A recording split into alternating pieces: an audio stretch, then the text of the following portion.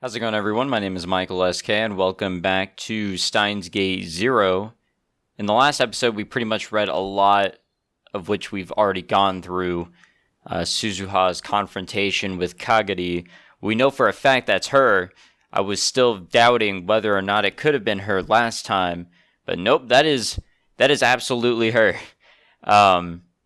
We're still following Suzuha. I think there was a little bit of there was a little bit of new dialogue and stuff at the end of the last episode with Okabe, Mayuri, and Ferris. They went to go greet Maho at the airport. So I believe it's early July now, and this is again from the bad route, something that we've already seen. Suzuha is going to be here snooping on Daru and Yuki on their date. About half the seats at Go-Go Curry were full. It was Sunday, but it was also after 2 p.m., and so the lunchtime rush was over. Suzuha was sitting at the restaurant's far edge, a baseball cap pulled down over her face. She was hiding her face with the cap and carefully watching a couple sitting nearby.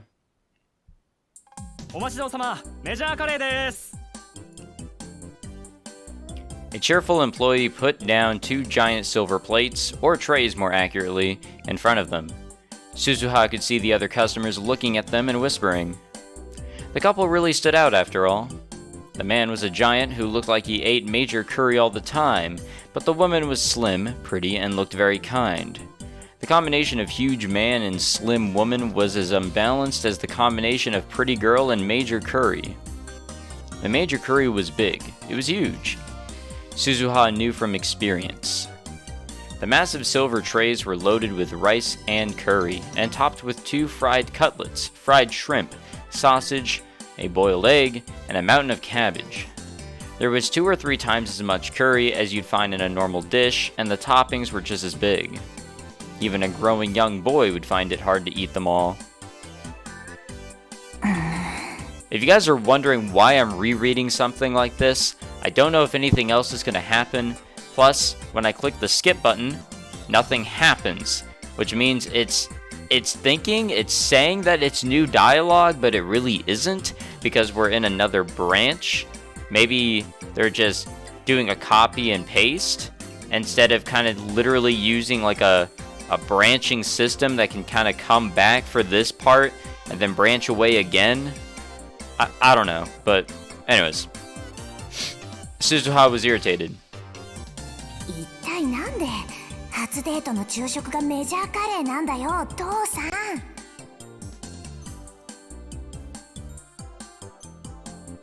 The Beauty and the Beast couple that Suzuha was watching, of course, was Itaru and Yuki. In the morning, they'd gone to see a movie in Yurakucho. Then they'd come to Akihabara, and gone straight to Go-Go Curry. Suzuha had followed them the whole time. That's why she couldn't believe Itaru's choice of date spots.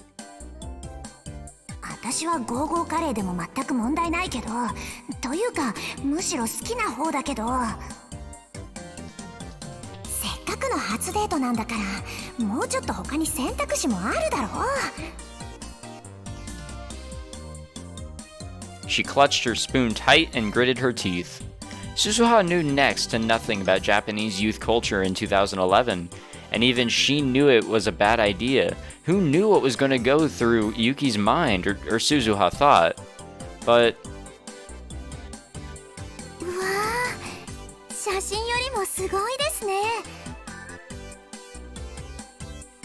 surprisingly, Yuki was ignoring the people around her, and innocently enjoying the huge curry.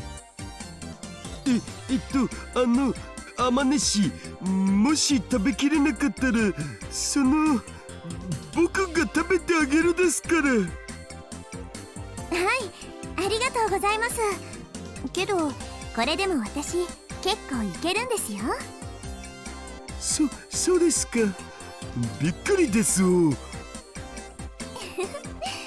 実はいつもお店の外でメニューだけ見てて一度食べてみたかったんですよね。連れてきてもらえて嬉しいです。それは実に良かったです。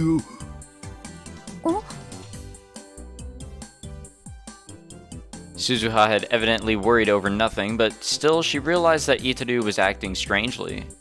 Ever since he'd come out of the movie theater, he was walking and talking strangely. Instead of his usual hunched posture, he was forcing himself to stand up straight. His every movement seemed oddly forced, as if he were a broken robot. And he downed glass after glass of water. あ、ごめんなさい。私にもお水のおかわりを。はいはい、どうぞ。ありがとうございます。Itaru poured water into Yuki's cup. Suzuha had a bad feeling. And she was right. Itaru was moving so awkwardly that he almost spilled water on her hand. 大丈夫ですか？ Calm down, man. ええ、ちょっと手が濡れただけですから。それより早く食べましょう。Yuki quickly wiped down the table with her handkerchief and grabbed her fork and spoon. There were stars in her eyes. それじゃあ、いただきます。いただきます。Yuki seemed to be really enjoying her meal, but Itaru was very formal and quiet. He was taking little nibbles out of a piece of fried cutlet, like a squirrel eating a nut. The whole time, they weren't saying a word. 一体何をやってるんだ父さんは。あんなんじゃ母さんに愛想つかされちゃうよ。She decided to send him a message on Rhine telling him to get his act together, and she'd just taken out her phone when... はい、メジャーカレールーマシーお待たせしました。A huge plate was laid on the table in front of her. The other customers started murmuring again. Come to think of it, when she'd followed them into the store, she ordered her usual, major curry with extra roux, and then forgotten about it. Now everybody was going to focus on her. In a small shop like this, it was suicide. あらJust as she expected, her eyes met Yuki's. 鈴葉さん、いたんですか？偶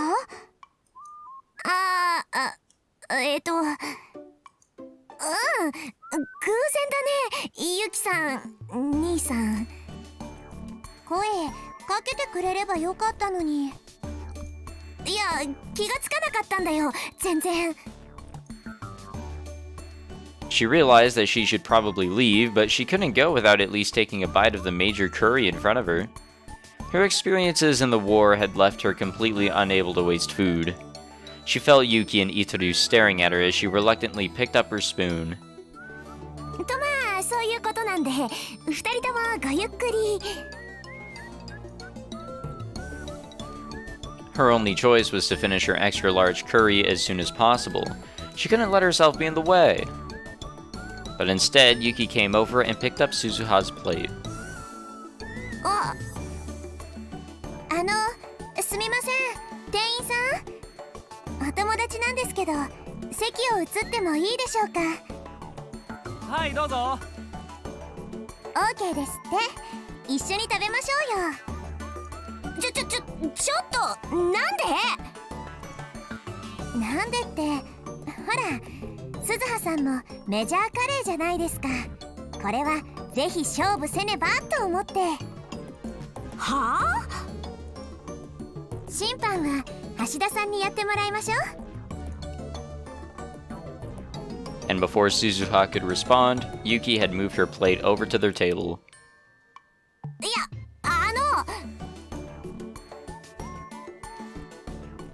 She had no choice but to follow. But before she sat down, she whispered in Yuki's ear. デート中なんだよね。そうです。デート中です。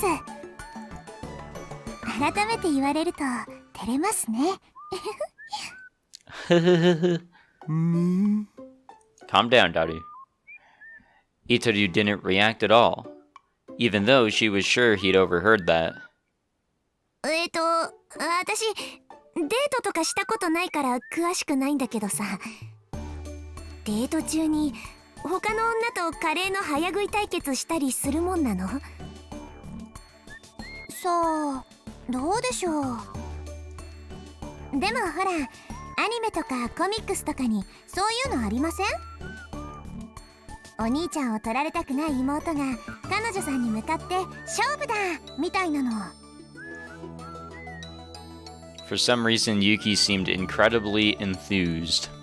Suzuha was overwhelmed by her energy. 知らないってば。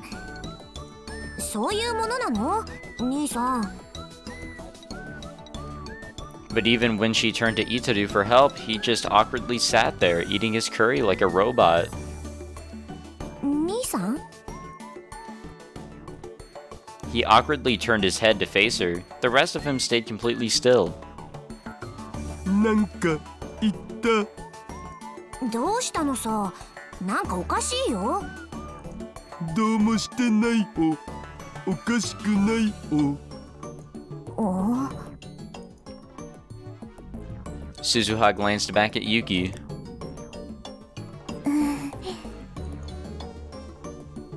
And for the first time, Yuki looked concerned. Yeah. In the end, Yuki and Suzuha did have their curry eating contest, and surprisingly, both of them completely finished their meals. Suzuha won by a very small margin, but the battle was exciting enough that not only the other customers, but the staff as well were applauding at the end. But the whole time, Itaru kept eating by himself. Since this wasn't even a conversation, let alone a date, she sent Itaru home alone. Part of her wanted to demand Itaru explain himself right now, but she decided to talk to Yuki instead.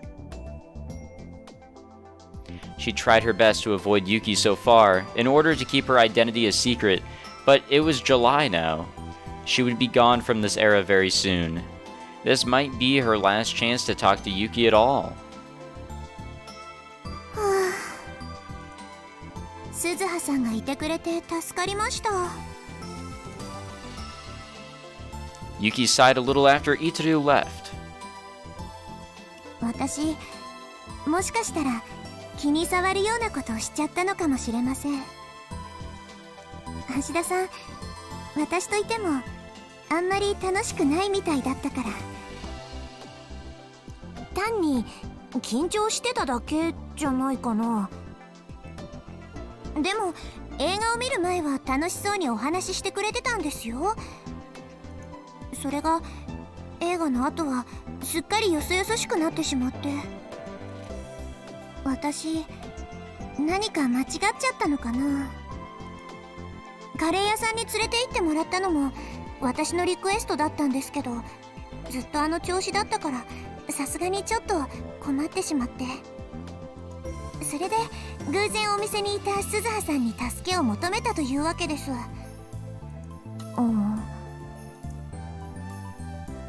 What had happened inside the theater? Suzuha hadn't followed them inside. She'd spent about 2 hours killing time outside. あのさ、ゆきさんはなんで兄さんのこと好きになったの？いや、私が言うのもなんだけど、あんまりモテるタイプじゃないじゃん、兄さんって。鈴葉さんはお兄さんのことどう思います？私？好きですか？嫌いですか？好きですよね。見ていればわかります。まあ、There were parts of him that she didn't like, but of course, she loved her dad. って私のことは別にどうでもいいじゃないか。それでゆきさんは？私はまだ好きかどうかもよくわからないです。そっか。 Not only had Itaru not told Yuki he liked her, this was still their first date, and they hadn't spoken that much before either. She hadn't even realized the point where she saw him as a member of the opposite sex.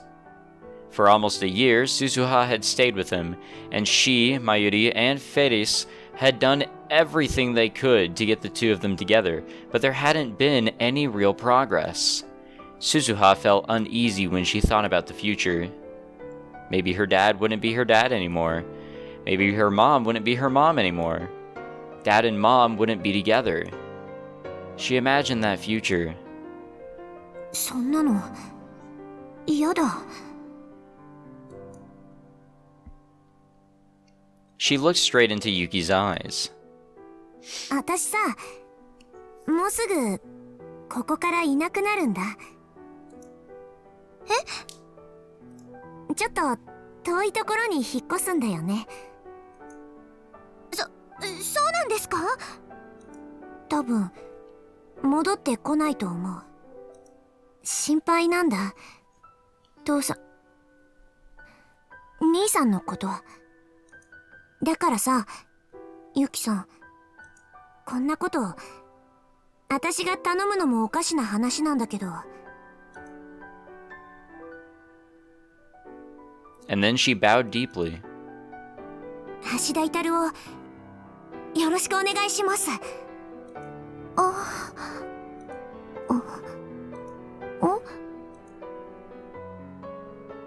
There was no answer from Yuki. Suzuha looked up, afraid, and tried to gauge the expression on her face.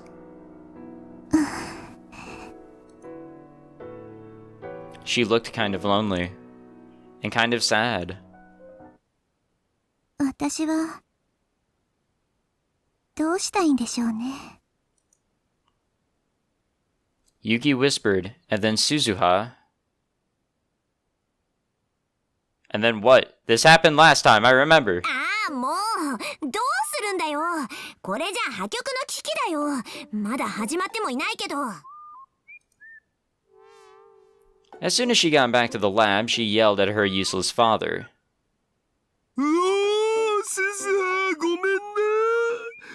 橋だけはもうダメなんだお。しょぼくれてるんじゃない。シャレじゃ済まないんだ。とりあえず今日はなんであんな態度を取ったのかしっかり説明して。今朝出かけるときはあんなに楽しそうだったじゃないか。母さんだって映画の途中までは普通だったって言ってたし。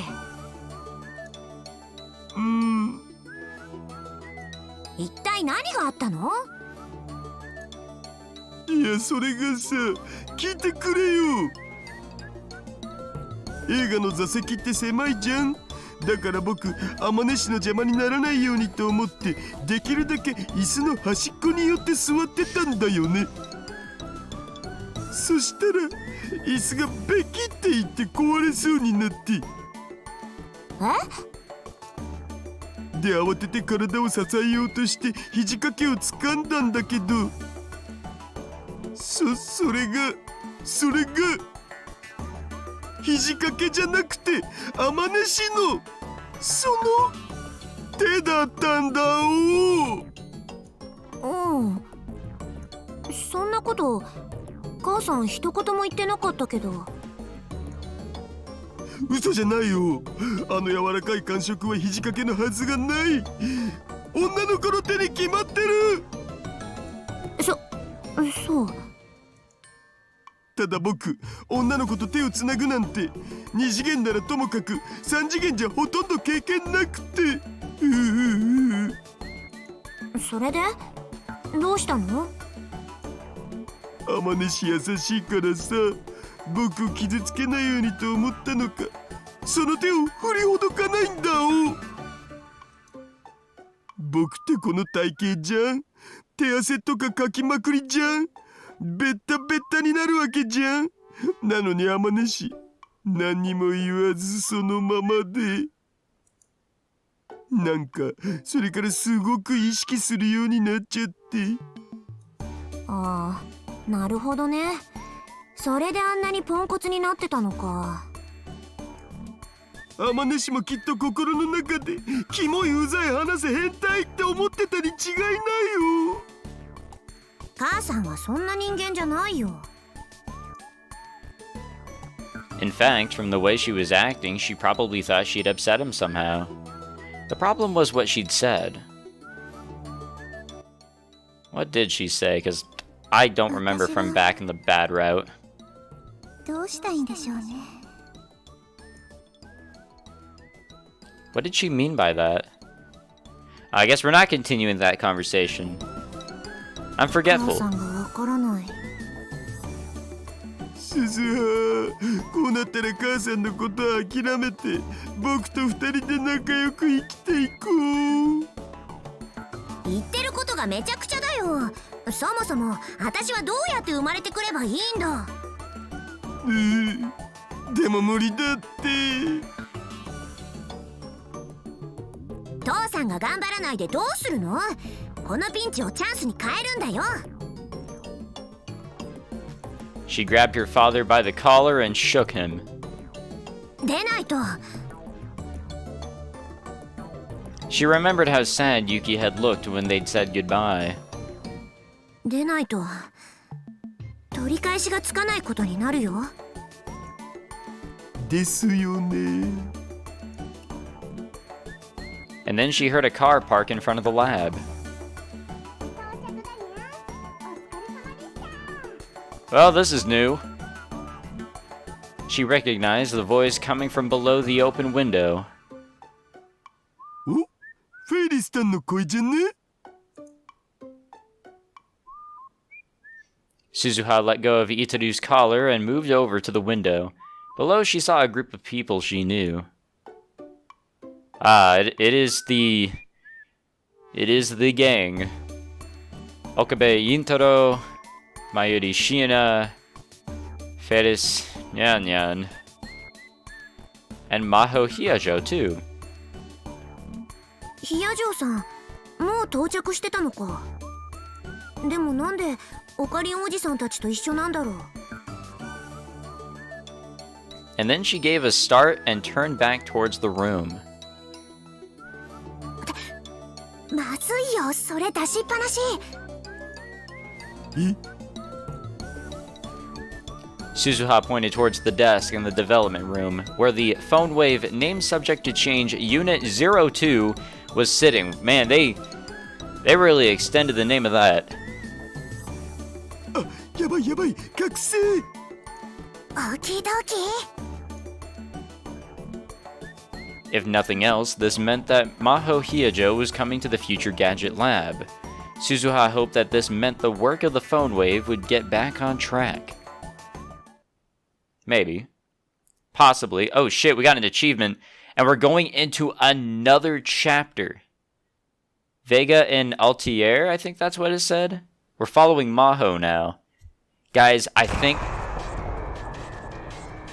we died. No, I was gonna say I think we're on the right track for good things to come. Because we didn't get a new chapter whenever we were in that bad route. There's a small explosion and the room filled with smoke. 窓開けて。ゲホゲホゲホ。大きいゲホ動機。 Who the fuck coughs like that? Maho crawled out into the living room. Itaru rushed to open the window, and she heard a man who was probably the building's owner yell up at them.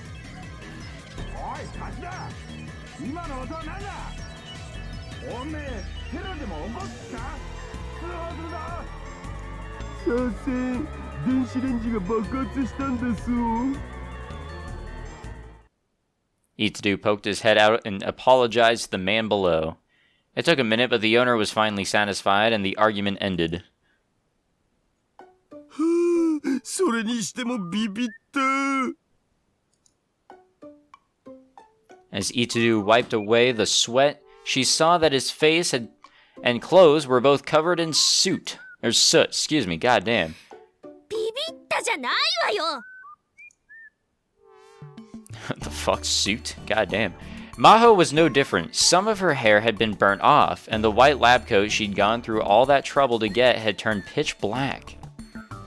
どういうことか説明して。なぜいきなり煙を吹いたの？電子レンジが原因だと思われ、粗大ゴミで捨てられてたのを拾ってきたやつだから、どこかしようとしたのかも。拾ってきたって、あなたね。私たちが作ろうとしているのは人類史に名を残すレベルの大発明なのよ。なのになんで粗大ゴミを部品に使っているの？業務用の電子レンジは高いのだぜ。This is true. This is 100% true. 信じられない。私のクレジットカードを使ってもいいからなんとかしなさい。Maho didn't have that much money, but this was no time to be cheap. それは助かるよ。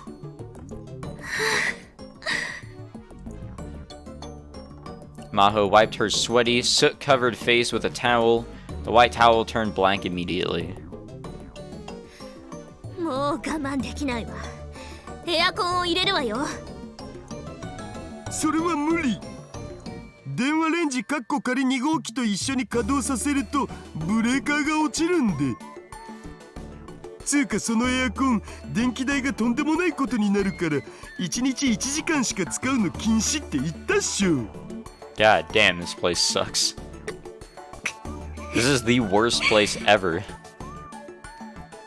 These working conditions were abysmal. Was Kirisu really able to create the time leap machine under these circumstances? Just thinking about it gave her even more respect for Kirisu. わかったわよ。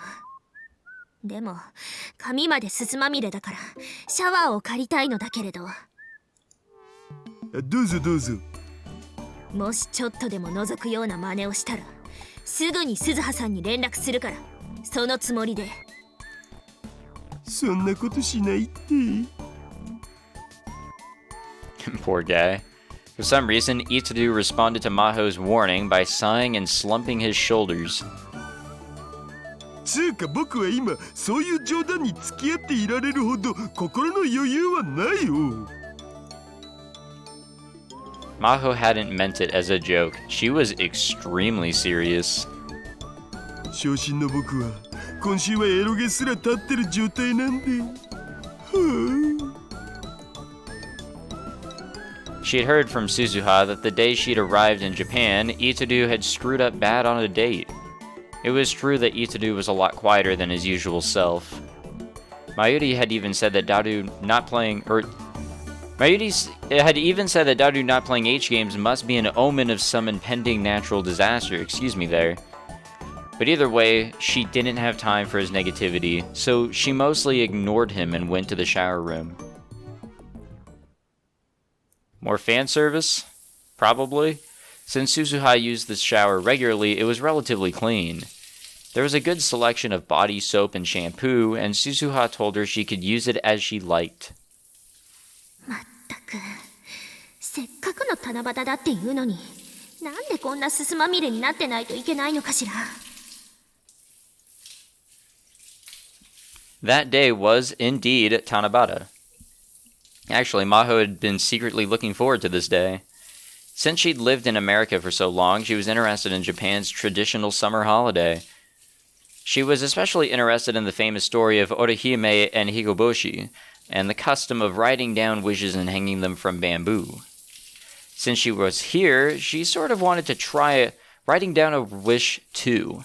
She didn't want to bring it up herself because she didn't want anyone thinking of her as childish, but Mayuri, Feris, and the other girls seemed like they wanted to do something like that. Part of her had hoped they'd invite her too.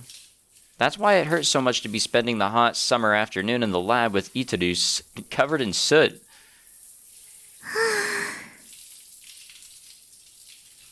She was thinking about that as she washed herself off when...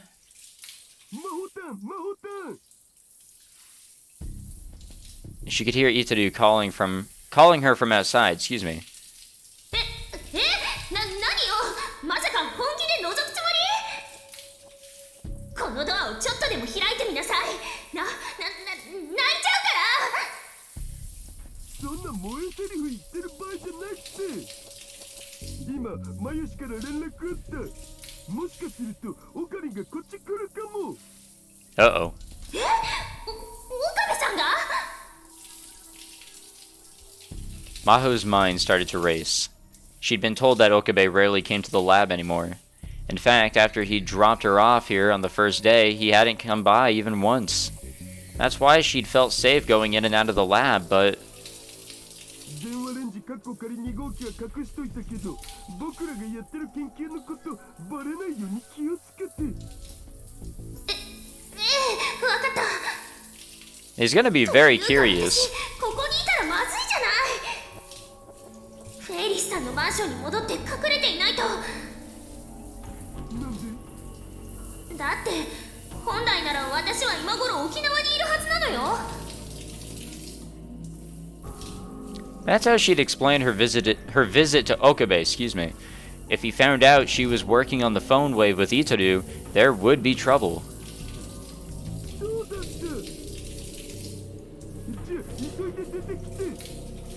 あなたがそこにいたら出られないでしょ。ですよね。 After she was sure Itaru was gone, she quickly washed the bubbles from the body soap off her body.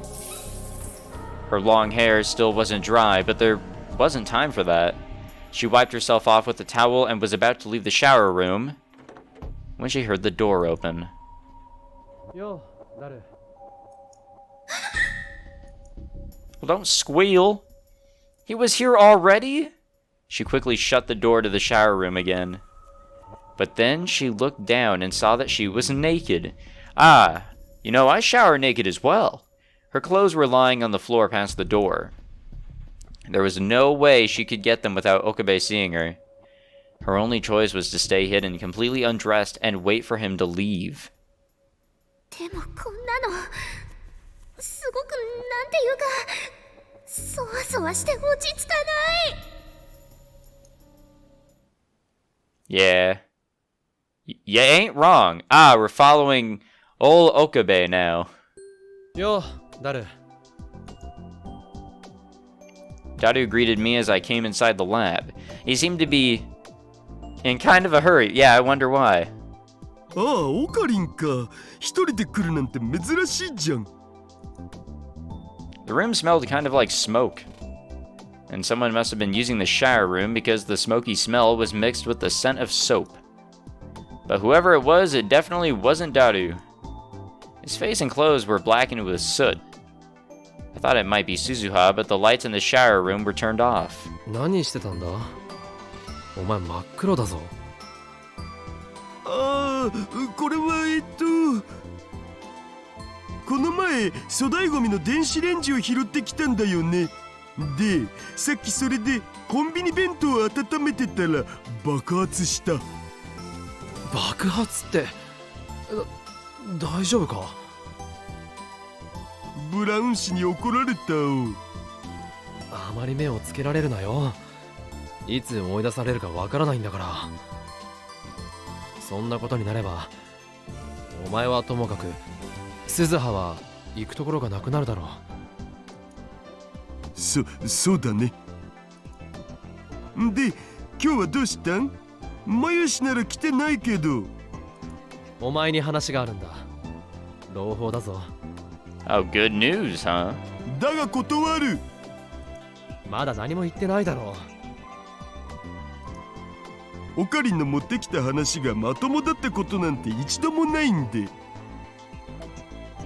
まあ聞けって。昨日の夜さ、レスキネン教授と食事に行ったんだ。それで留学の話になったんだけど。ああ、またその話か。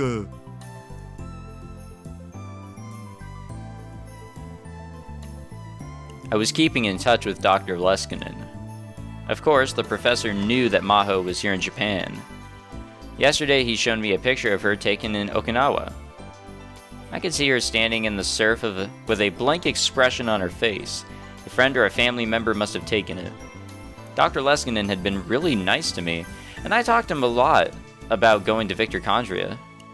Of course, at a minimum, I needed to graduate my current school and pass the exchange exam for Victor Condria.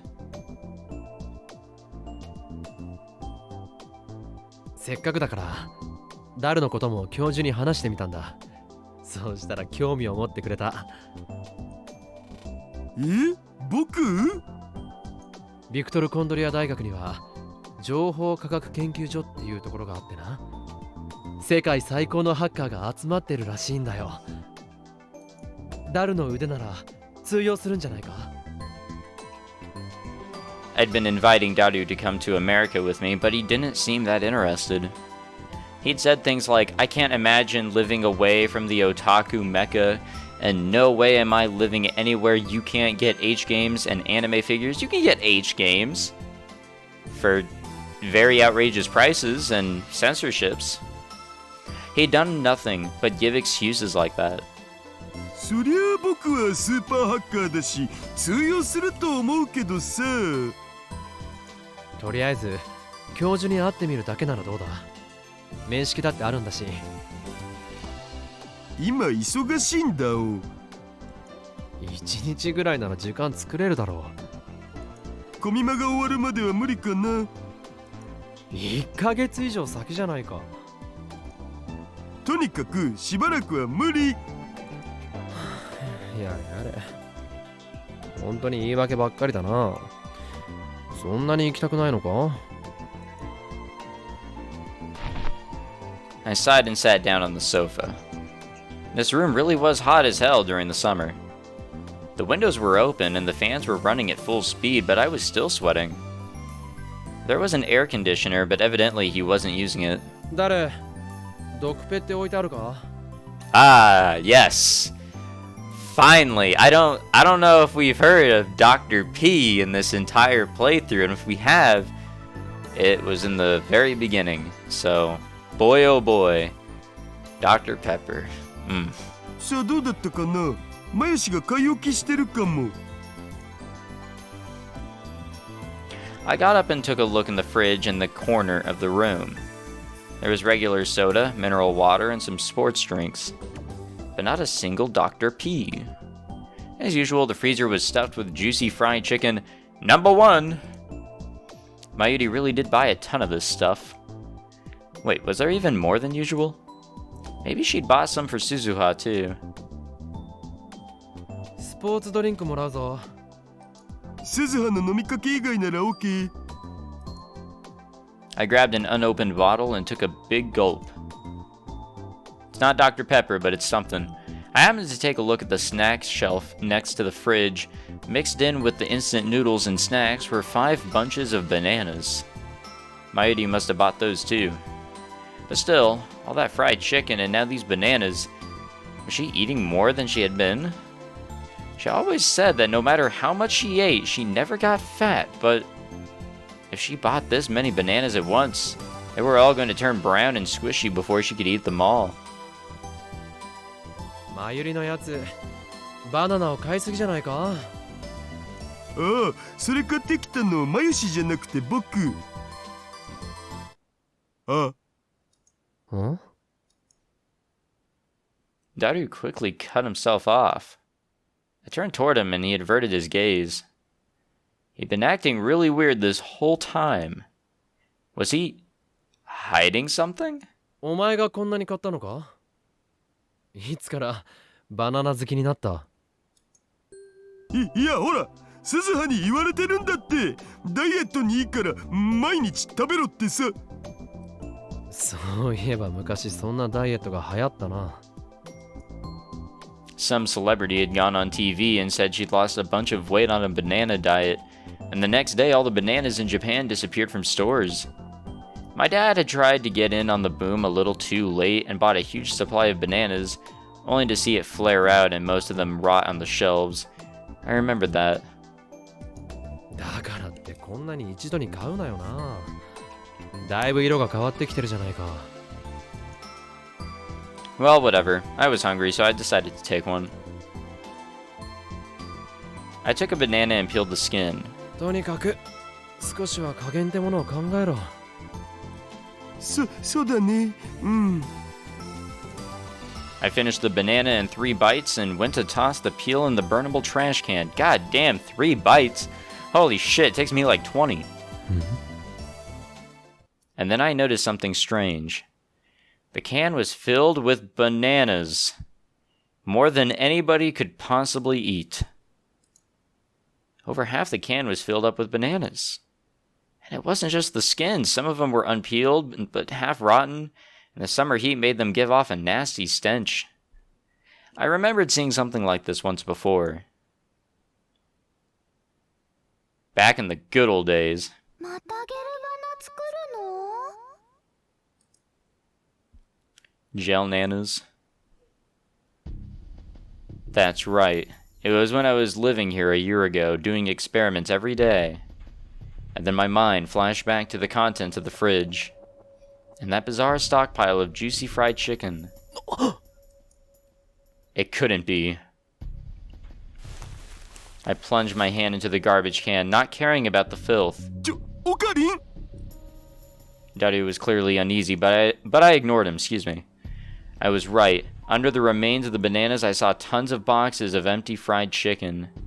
No matter how much Mayuri liked them, or how much of a glutton Daru was, no one would voluntarily eat this much frozen fried chicken every day. I went deeper into the garbage can, and then I found something I didn't want to see. なあ、ダル、なんぞ？バナナと冷凍唐揚げの組み合わせ。懐かしいな。1年くらい前か。よくこうして実験してたよな。かなり無駄な使い方してたから、真由里によく怒られた。食べ物を粗末にしちゃダメだって。そうだね。しょうがないから、電子レンジで温かくなったバナナも俺たちで食べて処分したよな。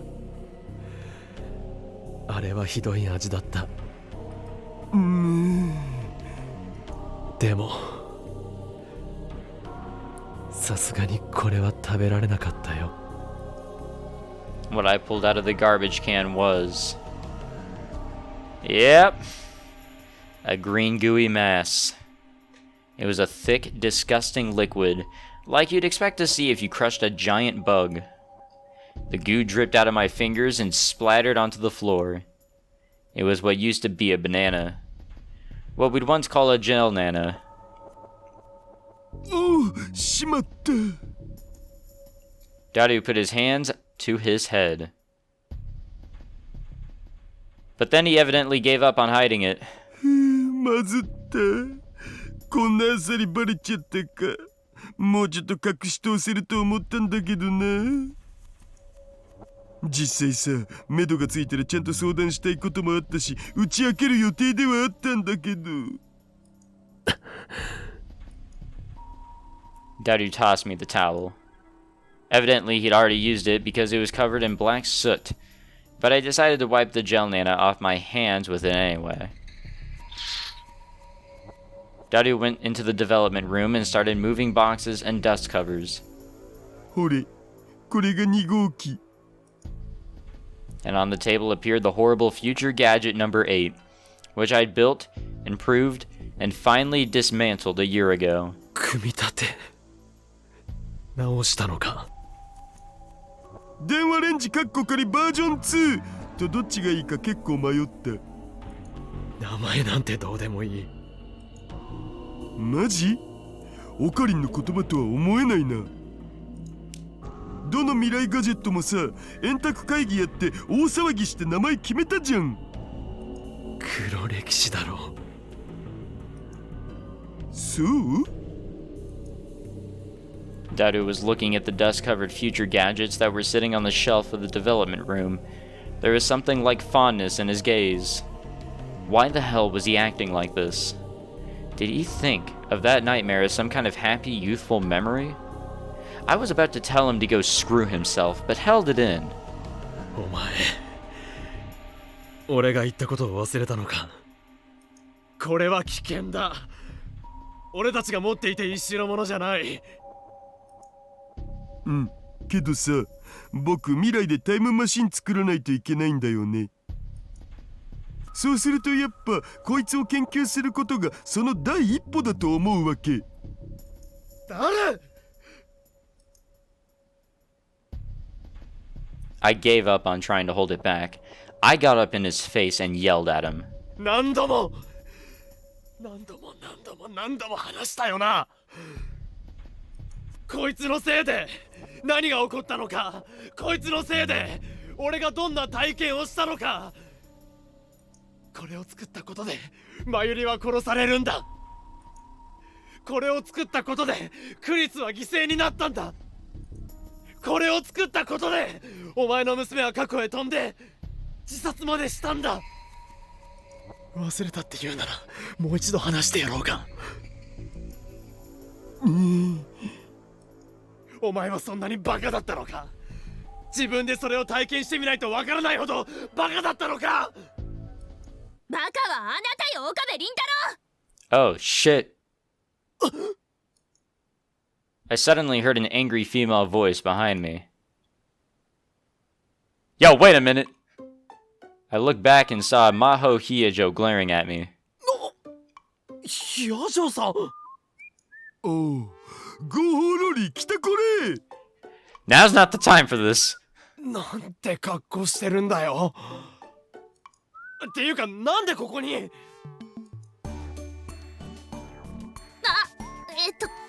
これはそのつい勢い余ってあまりジロジロ見ないで訴えるわよ。そっちがそんな格好で出てきたんじゃないか。ちょっと待ってなさい。今服を着てくるから。 Please do. Please do. Maho quickly went back into the shower room and came out dressed a moment later.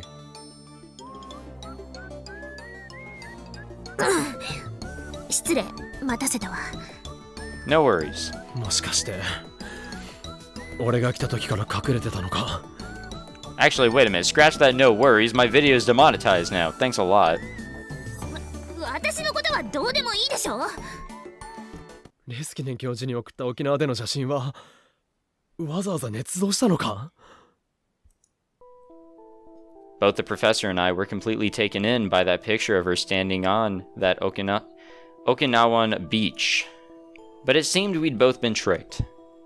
It was well made enough that Daru must have been involved. 君の来日の目的は沖縄じゃなかったというわけだ。ええ、そうよ。あなたが電話レンジカッコ仮なんていうセンスのない名前をつけたそのマシンのために来たの。No need to say the rest of it. Just call it the PhoneWave. 君にも説明したはずだ。D メールによって一体何が引き起こされたのかを、それをまた繰り返すつもりか。違うわ。何が違う？ D メールを送ればそれはエシロンに補足され、世界線は今のベータから再びアルファに戻ってしまうんだ。そうしたらマユリはまた死ぬ。何度やっても助けられない。永遠に死に続ける。 And then I had a terrifying thought and stared directly into Maho's eyes. No way. She of all people couldn't possibly. I trusted Maho completely and I didn't want to believe she was capable of it. But the terrible machine that I just confronted had drained me of any kind of rationality. A flashback felt like it was going to hit me any second.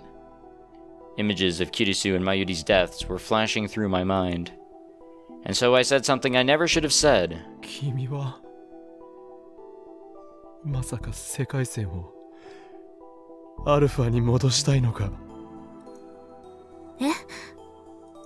クリスが生きていてマユリが死んでいる世界を望むのか。この野郎！ Oh shit!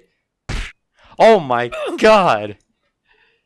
There was an impact on my cheek, and a loud sound in my ears.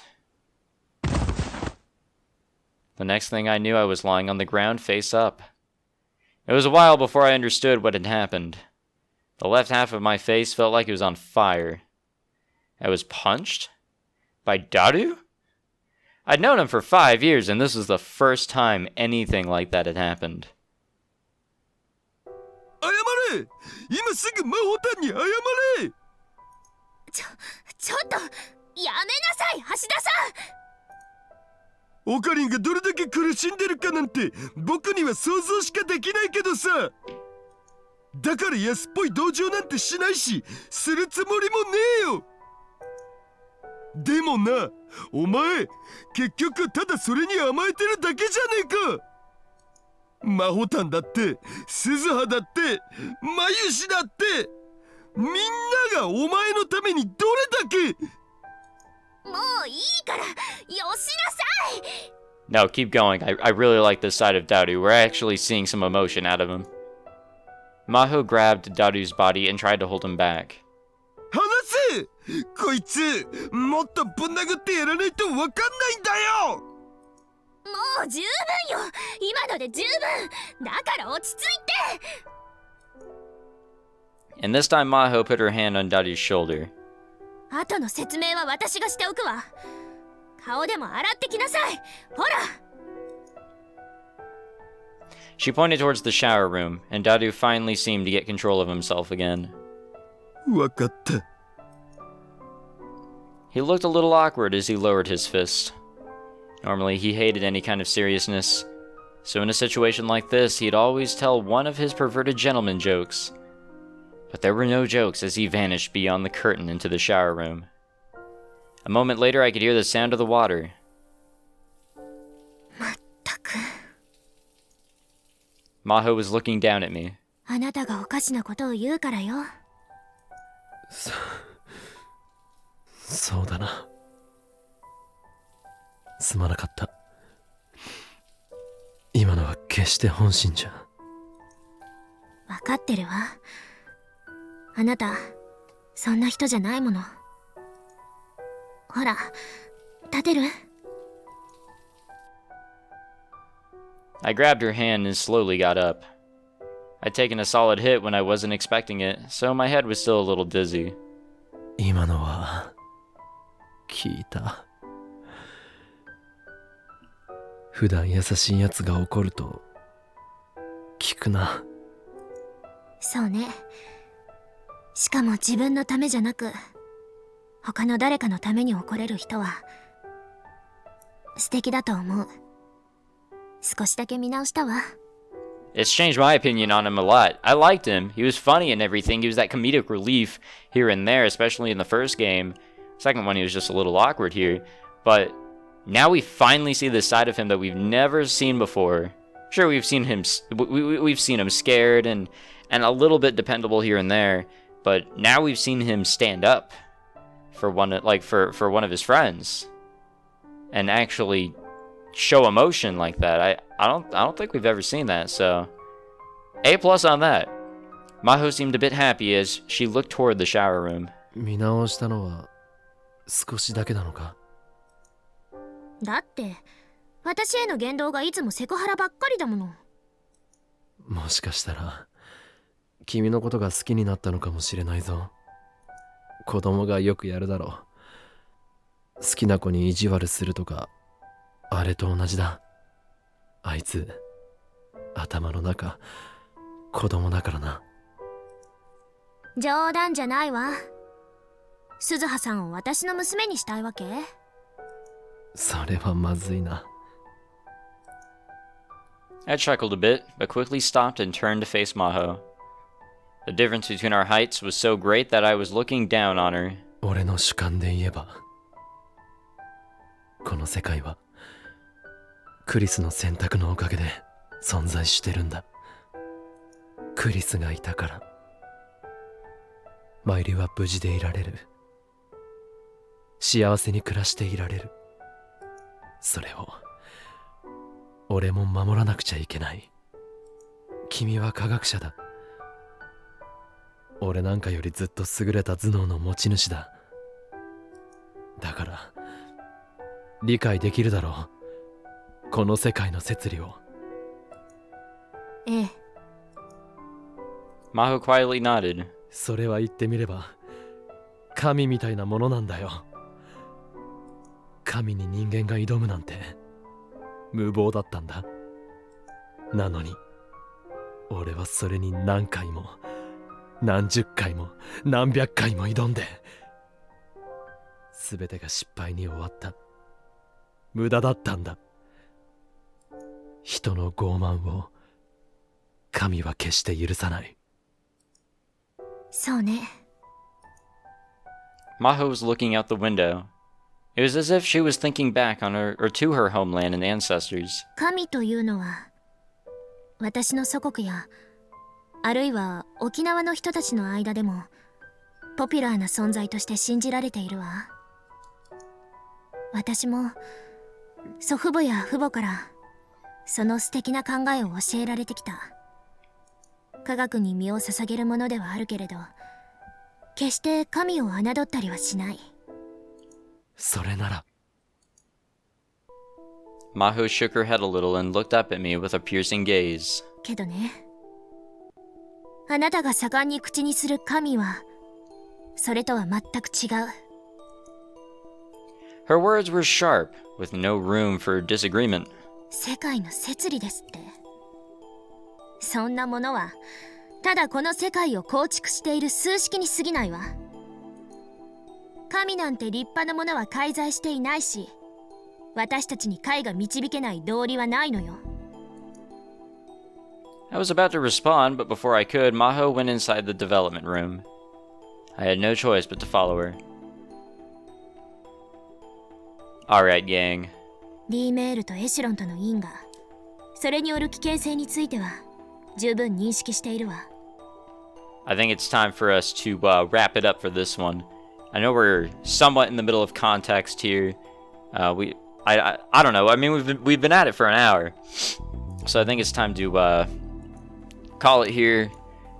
We've made a lot of progress, I would say, and I'm positive at this point that we won't be getting any more a repetitive dialogue or scenes or anything like that.